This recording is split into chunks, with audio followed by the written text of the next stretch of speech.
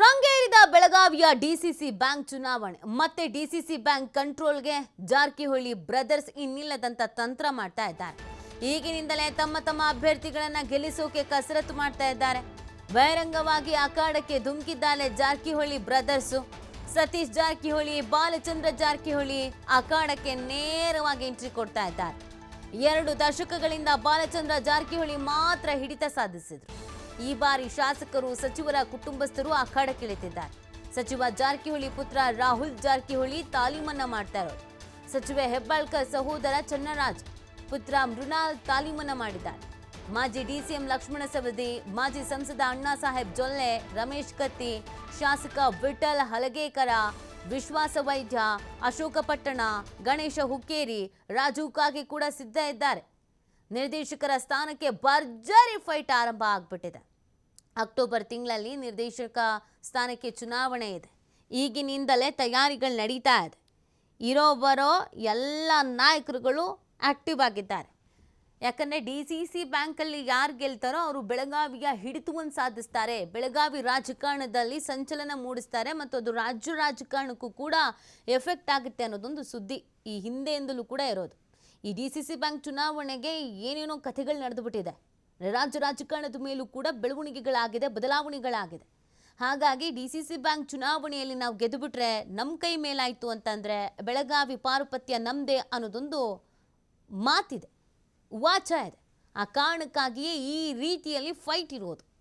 ಆದರೆ ಯಾರ ಪಾಲಾಗತ್ತೆ, ಯಾರ ಸ್ಟ್ರಾಟರ್ಜಿ ವರ್ಕೌಟ್ ಆಗುತ್ತೆ, ಕೆಲವರು ತಮ್ಮ ಪುತ್ರನನ್ನು, ಕೆಲವರು ತಮ್ಮ ಸಹೋದರರನ್ನು ಹೇಗಾದರೂ ಮಾಡಿ ಗಟ್ಟಿಗೊಳಿಸಬೇಕು, ರಾಜಕೀಯದಲ್ಲಿ ಅವರ ಬೇರ್ಗಟ್ಟಿ ಮಾಡಬೇಕು ಅಂತ ಪ್ರಯತ್ನಿಸ್ತಾ ಇದ್ದಾರೆ ಈ ಮುಖಾಂತರವಾಗಿ. ಅದೆಲ್ಲ ವರ್ಕೌಟ್ ಆಗುತ್ತಾ ಅಥವಾ ಮತ್ತಷ್ಟು ಅಸಮಾಧಾನಕ್ಕೆ ಕಾರಣವಾಗತ್ತಾ ಅನ್ನೋ ಪ್ರಶ್ನೆ ಅಂತೂ ಇದೆ. ಬೆಳಗಾವಿ ಡಿಸಿಸಿ ಬ್ಯಾಂಕ್ ಚುನಾವಣೆ ಇದೀಗ ದಿನದಿಂದ ದಿನಕ್ಕೆ ರಂಗೇರ್ತಾ ಇದೆ. ಪೈಪೋಟಿಯಲ್ಲಿ ಸಾಕಷ್ಟು ಮಂದಿ ಇದ್ದಾರೆ. ಹಾಗಾಗಿ ಏನಾಗುತ್ತೆ, ಸ್ವತಃ ಜಾರಕಿಹೊಳಿ ಬ್ರದರ್ಸ್ ಅಂತೂ ಇದರ ಮುಂದಾಳತ್ವವನ್ನು ವಹಿಸ್ಕೊಂಡಿದ್ದಾರೆ. ಈ ಬಗ್ಗೆ ಮತ್ತಷ್ಟು ಮಾಹಿತಿಯನ್ನು ನೀಡ್ತಾರೆ ನಮ್ಮ ಪ್ರತಿನಿಧಿ ಶ್ರೀಧರ್. ಬೆಳಗಾವಿಯಿಂದ ಲೈವ್ನಲ್ಲಿ ಜಾಯ್ನ್ ಆಗ್ತಾ ಇದ್ದಾರೆ.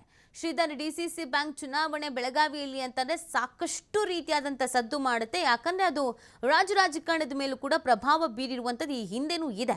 ಅದರ ಜೊತೆಗೆ ಬೆಳಗಾವಿಯ ಡಿಸಿಸಿ ಬ್ಯಾಂಕ್ ಚುನಾವಣೆಯಲ್ಲಿ ಗೆದ್ವಿ ಅಂತಂದರೆ ಇಡೀ ಬೆಳಗಾವಿಯ ರಾಜಕಾರಣದಲ್ಲಿ ನಾವು ಮುಂಚೂಣಿಯಲ್ಲಿ ಇರ್ತೀವಿ, ನಮ್ಮ ಹತೋಟಿಯಲ್ಲಿ ಇರುತ್ತೆ ಅನ್ನೋದೊಂದು ಸ್ಟ್ರಾಟರ್ಜಿನೂ ಇದೆ. ಹಾಗಾಗಿ ಯಾವ್ಯಾವ ಥರದ ಪ್ರಯತ್ನಗಳಾಗ್ತಾ ಇದೆ, ಯಾರ್ಯಾರು ಇಲ್ಲಿ ಪೈಪೋಟಿಗೆ ಬಿದ್ದಿದ್ದಾರೆ, ಏನೆಲ್ಲ ಬೆಳವಣಿಗೆ ಆಗ್ತಾ ಇದೆ?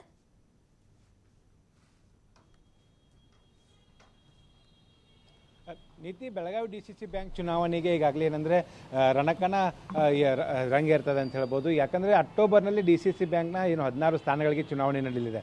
ಈಗಾಗಲೇ ಒಂದು ಡಿಸಿಸಿ ಬ್ಯಾಂಕ್ನ ನಿರ್ದೇಶಕರಾಗೋದಕ್ಕೆ ಎಲ್ಲ ರೀತಿಯ ಪೈಪೋಟಿ ಆರಂಭ ಆಗಿರ್ತಕ್ಕಂಥದ್ದು. ಕಳೆದ 2 ದಶಕಗಳಿಂದ ಡಿಸಿಸಿ ಬ್ಯಾಂಕ್ ಕತ್ತಿ ಬ್ರದರ್ಸ್ ಮತ್ತು ಜಾರಕಿಹೊಳಿ ಸಹೋದರರ ಹಿಡಿತದಲ್ಲಿತ್ತು. ಈಗ ಎಲ್ಲವೂ ಕೂಡ ಬೆಳಗಾವಿ ಜಿಲ್ಲೆಯ ರಾಜಕಾರಣ ಈಗ ಸಂಪೂರ್ಣವಾಗಿ ಚಿತ್ರಣ ಬದಲಾಗಿದೆ. ಈಗ ಬೆಳಗಾವಿ ಡಿಸಿಸಿ ಬ್ಯಾಂಕ್ ಸಂಪೂರ್ಣವಾಗಿ ಜಾರಕಿಹೊಳಿ ಬ್ರದರ್ಸ್ ಹಿಡಿತದಲ್ಲಿರ್ತಕ್ಕಂಥದ್ದು. ಪ್ರಮುಖವಾದಂಥ ಏನಂದರೆ ಈಗಾಗಲೇ ದಂಡೆತ್ತಿ ಹೋಗುವಂಥ ಕೆಲಸವನ್ನು ಜಾರಕಿಹೊಳಿ ಸಹೋದರ ಮಾಡ್ತಾ ಇದ್ದಾರೆ.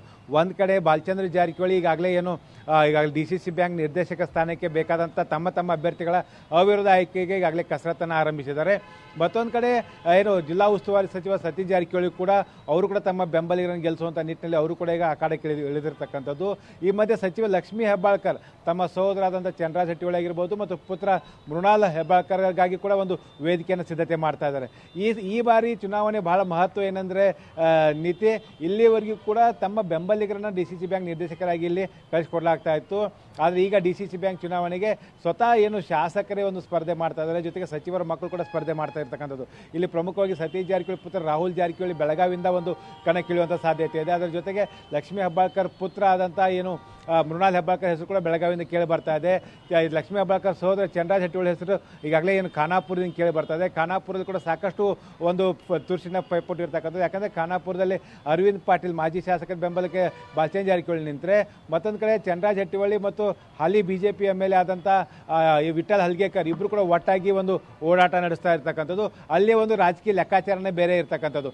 ಅದರ ಜೊತೆಗೆ ಈ ಬಾರಿ ಸೌದತ್ತಿಯಿಂದಲೂ ಕೂಡ ವಿಶ್ವಾಸ ವೈದ್ಯ ಅಂದರೆ ಯರಗಟ್ಟಿಯ ಮತಕ್ಷೇತ್ರ ಕ್ಷೇತ್ರದಿಂದ ಅವರು ಕೂಡ ನಿರ್ದೇಶಕರಾಗೋದಕ್ಕೆ ಕಸರತ್ತು ನಡೆಸ್ತಾ ಇದ್ದಾರೆ. ಜೊತೆಗೆ ಸೌದತ್ತಿಯಿಂದ BJPಯ ಏನು ಕಳೆದ ಬಾರಿ ಟಿಕೆಟ್ ಆಕಾಂಕ್ಷಿ ಆಗಿದ್ದಂಥ ವಿರೂಪಾಕ್ಷ ಮಾಮನಿ ಕೂಡ DCC ಬ್ಯಾಂಕ್ನ ಅಲ್ಲಿ ಕೂಡ ಸಿದ್ಧತೆ ನಡೆಸ್ತಾ ಇದ್ದಾರೆ. ಇನ್ನು ಆತನಿಂದ ಲಕ್ಷ್ಮಣ್ ಸವದಿ ಕೂಡ ಒಂದು ಈ ಬಾರಿ ಎಂದಿನಂತೆ ಆಕಾಂಕ್ಷಿ ಕೂಡ ಹೌದು. ರಾಜು ಕಾಗೆ ಸೇರಿದಂತೆ ಅಣ್ಣಾ ಸಾಹೇಬ್ ಜೊಲ್ಲೆ ಮತ್ತು ಈ ಗಣೇಶ್ ಹುಕ್ಕೇರಿ ಹೀಗೆ ಘಟಾನುಘಟಿ ನಾಯಕರ ಹೆಸರುಗಳು ಕೇಳಿ ಬರ್ತಾ ಇದೆ. ರಮೇಶ್ ಕತ್ತಿಯನ್ನು ಏನು ಎಲ್ಲರೂ ಕೂಡ ಒಂದು ಅಧ್ಯಕ್ಷ ಸ್ಥಾನ ಕೆಳಗಿಳಿಸಿದ ಬಳಿಕ DCC ಬ್ಯಾಂಕ್ನ ಸಾಕಷ್ಟು ರಾಜಕೀಯ ವ್ಯವಸ್ಥೆಗಳು ಮೇಲಾಟಗಳಾಗಿದ್ದು ನೀತಿ. ಯಾಕಂದರೆ DCC ಬ್ಯಾಂಕ್ನಲ್ಲಿ ಈ ಬಾರಿ ಜಾರಕಿಹೊಳಿ ಸೋದರು ಒಂದನ್ನು ಸ್ಪಷ್ಟಪಡಿಸಿರ್ತಕ್ಕಂಥದ್ದು, ಈ ಬಾರಿ ಚುನಾವಣೆ ನಡೆದ್ರು ಅಥವಾ ನಡೆದಿದ್ರು ಕೂಡ DCC ಬ್ಯಾಂಕ್ ನಮ್ಮ ಹಿಡಿದಲ್ಲಿರುತ್ತೆ, ನಮ್ಮ ಬೆಂಬಲಿಗರ DCC ಬ್ಯಾಂಕ್ ತಮ್ಮ ಈ ಒಂದು DCC ಬ್ಯಾಂಕ್ನಲ್ಲಿ ಪಾರುಪತ್ಯ ಸಾಧಿಸ್ತಾರೆ ಅನ್ನೋಂಥ ವಿಶ್ವಾಸವನ್ನು ಬಾಲಚಂದ್ರ ಜಾರಕಿಹೊಳಿ ಈಗಾಗಲೇ ಹೇಳ್ತಾ ಇದ್ದಾರೆ. ಈ ಭಾಳ ಯಾಕೆ ಈ ಅಂಶ ಇಲ್ಲಿ DCC ಬ್ಯಾಂಕ್ ಭಾಳ ಮಹತ್ವ ಪಡೆದುಕೊಂಡಿದೆ ಅಂದರೆ DCC ಬ್ಯಾಂಕ್ ಮೂಲಕ ಆಯಾ ತಾಲೂಕುಗಳಲ್ಲಿ ಏನು ಸಹಕಾರಿ ಪತ್ತಿನಿಂದ ರೈತರಿಗೆ ಏನು ಬಡ್ಡಿ ರಹಿತ ಸಾಲವನ್ನು ಕೊಡಲಾಗುತ್ತೆ.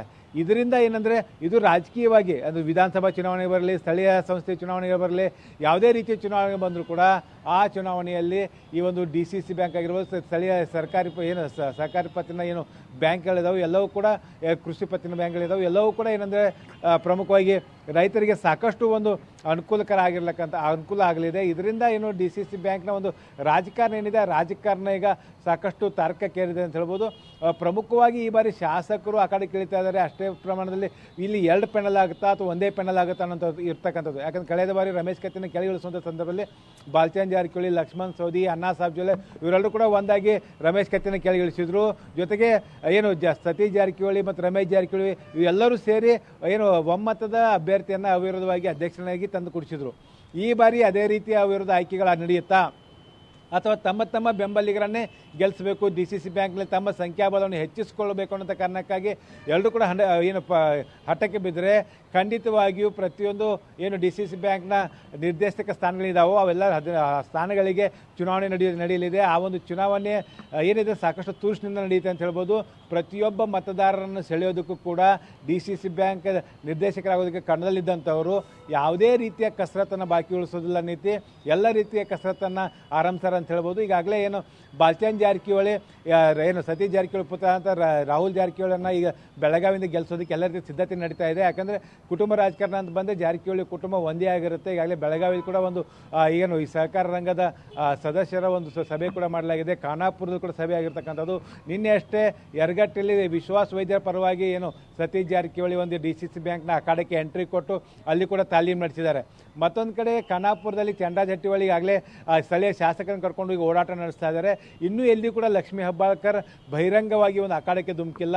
ಹಾಗಾಗಿ ಅಕ್ಟೋಬರ್ನಲ್ಲಿ ಎಲೆಕ್ಷನ್ ಇರ್ತಕ್ಕಂಥ ಹಿನ್ನೆಲೆಯಲ್ಲಿ ಮುಂದಿನ ದಿನಗಳಲ್ಲಿ ಮತ್ತಷ್ಟು ರಾಜಕೀಯ ಒಂದು ಗುಂಪುಗಾರಿಕೆ ಏನಿದೆ ಅದು ಬೆಳಗಾವಿ ಜಿಲ್ಲಾ ರಾಜಕಾರಣದಲ್ಲಿ ಕಂಡು ಬರುತ್ತೆ ಅಂತ ಹೇಳ್ಬೋದು. ಯಾರು DCC ಬ್ಯಾಂಕ್ನಲ್ಲಿ ಹಿಡಿತ ಸಾಧಿಸ್ತಾರೆ ನೀತಿ ಅವ್ರಿಗೆ ಬೆಳಗಾವಿ ಜಿಲ್ಲೆಯಲ್ಲಿ ಕಂಟ್ರೋಲ್ ಇರುತ್ತೆ. ಜೊತೆಗೆ ಅವರೇ ಯಾವುದೇ ಸರ್ಕಾರ ಬಂದರೂ ಆ ಸರ್ಕಾರದಲ್ಲಿ ಮಂತ್ರಿ ಆಗೇ ಆಗ್ತಾರೆ. ಜೊತೆಗೆ ಆ ಸರ್ಕಾರದಲ್ಲಿ ತಮ್ಮದೇ ಆದಂಥ ಪ್ರಭಾವ ಇರ್ತಕ್ಕಂಥದ್ದು. ಯಾಕಂದರೆ ಕತ್ತಿ ಬ್ರದರ್ಸ್ ಕೂಡ ಇದೇ DCC ಬ್ಯಾಂಕ್ನಿಂದ ರಾಜಕೀಯ ವಲಯದಲ್ಲಿ ಗಟ್ಟಿಯಾಗಿ ಒಂದು ರಾಜಕಾರಣ ಮಾಡ್ಕೊಂಡು ಬಂದಿದ್ರು. ಈಗ ಇದೇ DCC ಬ್ಯಾಂಕ್ ರಾಜಕಾರಣ ಸಂಪೂರ್ಣವಾಗಿ ಜಾರಕಿಹೊಳಿ ಸೋದರ ಹಿಡಿತದಲ್ಲಿರ್ತಕ್ಕಂಥದ್ದು. ಹೀಗಾಗಿ ಈ ಬಾರಿ ಬೆಳಗಾವಿ ಜಿಲ್ಲೆ DCC ಬ್ಯಾಂಕ್ ರಾಜಕಾರಣ ಏನಿದೆ ಕಳೆದ PLD ಚುನಾವಣೆಗಿಂತ ಸಾಕಷ್ಟು ತುರುಸಿನಿಂದ ನಡೆಯುವಂಥ ಸಾಧ್ಯತೆ ಹೆಚ್ಚಾಗಿದೆ ನೀತಿ. ಶ್ರೀಧರ್, ಈಗ ಕಾಂಗ್ರೆಸ್ನ ಅಂದರೆ ಈ ಸರ್ಕಾರದ ನಾಯಕರುಗಳು ಬೆಳಗಾವಿಯಲ್ಲಿದ್ದಾರೆ. ಈಗ ಒಬ್ರಿಗೊಬ್ರು ಅವರೇ ಪೈಪೋಟಿಯಲ್ಲಿ ಇರೋದು ಕೂಡ ನಾವು ಗಮನಿಸ್ತಾ ಇದ್ದೇವೆ. ಸೊ ಕಳೆದ ಬಾರಿಯೂ ಒಂದಷ್ಟು ಇರುಸು ಮುರುಸು ಬೆಳಗಾವಿ ರಾಜಕಾರಣದಿಂದ ಅದು ರಾಜ್ಯ ರಾಜಕಾರಣದ ಮೇಲೆ ಎಫೆಕ್ಟು ಆಗೇತು. ಹಾಗಾಗಿ ಎಲ್ಲರೂ ಒಂದೇ ಪಕ್ಷ ಅನ್ನೋದನ್ನು ಗಮನದಲ್ಲಿ ಇಟ್ಕೋಬೇಕು. ಮತ್ತು ಕ್ಷೇತ್ರ ಅಂತ ಬಂದಾಗ ಈ ಕ್ಷೇತ್ರದಲ್ಲಿ ನಮ್ಮದೇ ಹೋಲ್ಡ್ ಇರಬೇಕು ಅನ್ನೋದನ್ನು ಕೂಡ ಗಮನದಲ್ಲಿ ಇಟ್ಕೋಬೇಕಾಗತ್ತೆ. ಕೆಲವೊಮ್ಮೆ ಪ್ರತಿಷ್ಠೆ ಅಂತ ತೆಗೆದುಕೊಂಡಾಗ ಇರುಸು ಮುರುಸು ಆಗೋದು ಅಥವಾ ಅಸಮಾಧಾನ ಸ್ಫೋಟ ಆಗೋದು ಅದು ತೀವ್ರ ಮಟ್ಟದಲ್ಲಿ ಸಮಸ್ಯೆ ಆಗುವ ಸಾಧ್ಯತೆಗಳು ಕೂಡ ಇರುತ್ತೆ. ಹಾಗಾಗಿ ಹೇಗೆ ಬ್ಯಾಲೆನ್ಸ್ ಮಾಡಲಾಗ್ತಾ ಇದೆ ಮತ್ತೆ ಇಲ್ಲಿ ಆಗುವಂಥ ಬೆಳವಣಿಗೆಗಳ ಬಗ್ಗೆ ರಾಜ್ಯ ಕಾಂಗ್ರೆಸ್ನ ನಾಯಕರುಗಳು ಕೂಡ ಯಾವ ರೀತಿಯಾಗಿ ಕಣ್ಣಿಟ್ಟಿದ್ದಾರೆ ಅಂತ?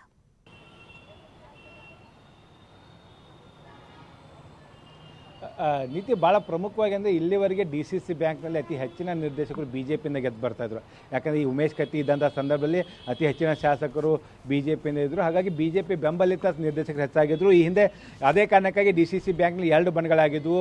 ಒಂದು ಜಾರಕಿಹೊಳಿ ಸೋದರ ಬ್ರದರ್ಸ್ ಆಗಿರ್ಬೋದು, ಮತ್ತೊಂದು ಕಡೆ ಏನು ಜಾರಕಿಹೊಳಿ ಮತ್ತು ಉಮೇಶ್ ಕತ್ತಿ ಬಣ ಒಂದಾದರೆ ಲಕ್ಷ್ಮಣ್ ಸವದಿ ನೇತೃತ್ವ ಮತ್ತೊಂದು ಬಣ ಆಗಿತ್ತು. ತದನಂತರ ಲಕ್ಷ್ಮಣ್ ಸವದಿ ಉಮೇಶ್ ಕತ್ತಿ ಬಣ ಒಂದಾದರೆ ಜಾರಕಿಹೊಳಿ ಬ್ರದರ್ಸ್ ಬಣ ಮತ್ತೊಂದಾಗಿತ್ತು. ಇದರಿಂದ ಆಗ ಏನು ಸಂಘದ ಪ್ರಮುಖರು ಮಧ್ಯಪ್ರವೇಶ ಮಧ್ಯಪ್ರವೇಶ ಮಾಡಿ DCC ಬ್ಯಾಂಕ್ನಲ್ಲಿ ಉಲ್ಬಣಗೊಂಡಂಥ ರಾಜಕೀಯ ಏನು ತಿಕ್ಕಾಟ ಏನಿದೆ ಅದಕ್ಕೆ ಕಡಿವಾಣ ಹಾಕುವಂಥ ಕೆಲಸ ಮಾಡಿದರು.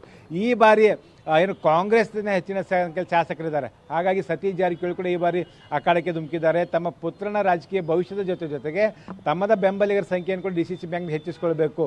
ಮುಂದೆ ಬರ್ತಕ್ಕಂಥ ಪ್ರತಿಯೊಂದು ಹಂತದಲ್ಲೂ ಕೂಡ DCC ಬ್ಯಾಂಕ್ನಲ್ಲಿ ಆಗುವಂಥ ನಿರ್ಣಾಯಕ ತೀರ್ಮಾನಗಳಲ್ಲಿ ತಮ್ಮ ಒಂದು ಅನತಿಯಂತೆ ಎಲ್ಲವೂ ಕೂಡ ನಡೀಬೇಕು ಅನ್ನೋಂಥ ಲೆಕ್ಕಾಚಾರ ಕೂಡ ಇಲ್ಲಿ ಇರ್ತಕ್ಕಂಥದ್ದು.